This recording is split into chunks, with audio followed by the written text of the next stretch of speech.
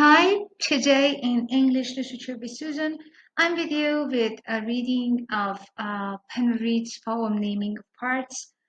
Uh, the poem is interesting as it provides a different view uh, about war. We had either poets who had somehow approved war or poets who disapproved war by their poems. But in Naming of Parts, Henry Reed, instead of taking sides, provides a different outlook. So this is how maybe Naming of Parts is a different poem compared with other poetry of the war. The poet has composed the poem when he was under military training, and this poem is written based on a personal experience. We have a group of men in the poem learning the different parts of a weapon. But what is interesting here is that alongside or parallel to naming of the parts of this weapon, we have also naming the parts of nature. So while this in this military sites and place, everything is so masculine, we have the soft presence of nature, the and the poem's lines are also written in a way that uh, a soft transition happens from the naming of parts of the weapon or what is related to the war, and killing other people, and then that smooth movement and reference to nature, which is actually a source of life in contrast to war. I'm not much familiar with different parts of a rifle, which is introduced in this poem, but you can see them for yourself. Some of these parts are also named in the poem: safety catch, bolts, um, uh, let's say barrel, forestock, and some other parts. And as you can check out while reading the poem, the breech is also named, for example.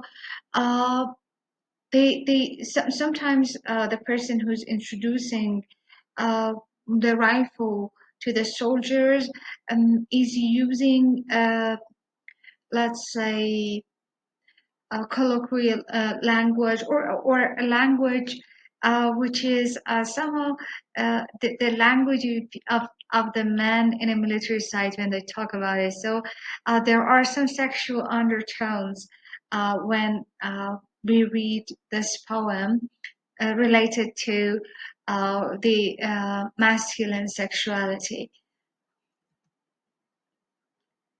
So he starts the poem in this way: today we have naming of parts. Yesterday we had daily cleaning, and tomorrow morning we shall have much to do after firing. So this shows the routine of life in such a site. But today we have naming of parts. And then that smooth transition which I talked about.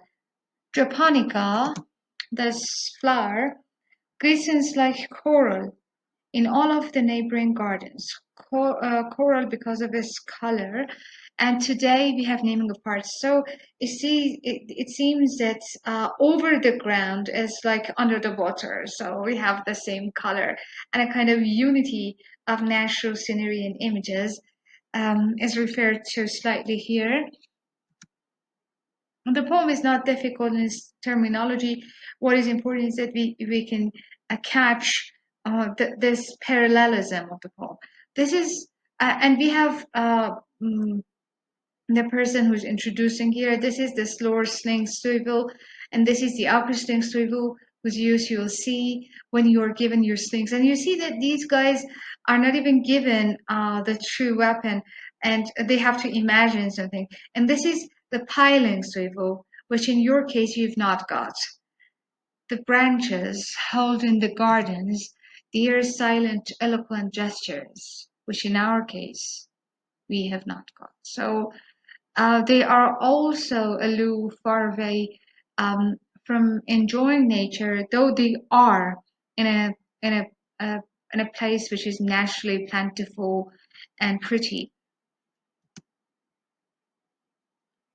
This is the safety catch, which is always released with an easy flick of the thumb. And please do not let me see anyone using his finger, because using, when the safety catch is open, uh, you can kill someone easily. Then with an easy jet shot, you can do it quite easy if you have any strength in your thumb.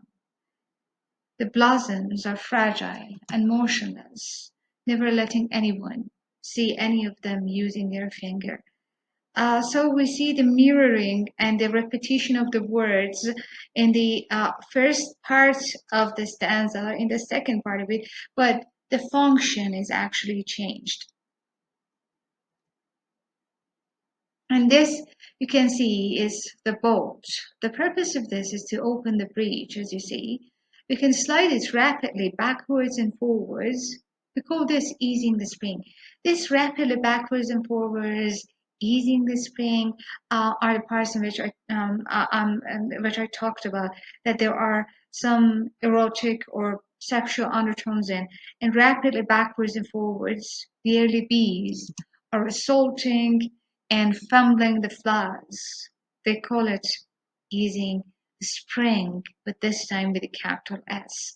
So do you see how masterfully, skillfully he's using the words here, the two words spring, easing of the spring, but in two different contexts, in two different types of definitions. And this is why this poem is very famous and uh, let's say anthologized, is this usage of the words maybe by the poet.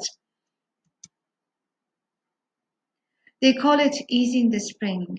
And now you see his choice, easing the spring with a capital S.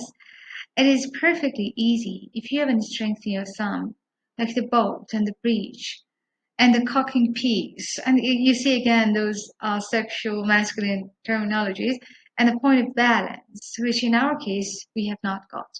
He doesn't feel the point of balance, not in the rifle, but in himself, in his psyche. And the almond blossom, silent in all of the gardens, the bees going backwards and forwards. For today we have naming of us, and you see that in the last stanza he has his choice.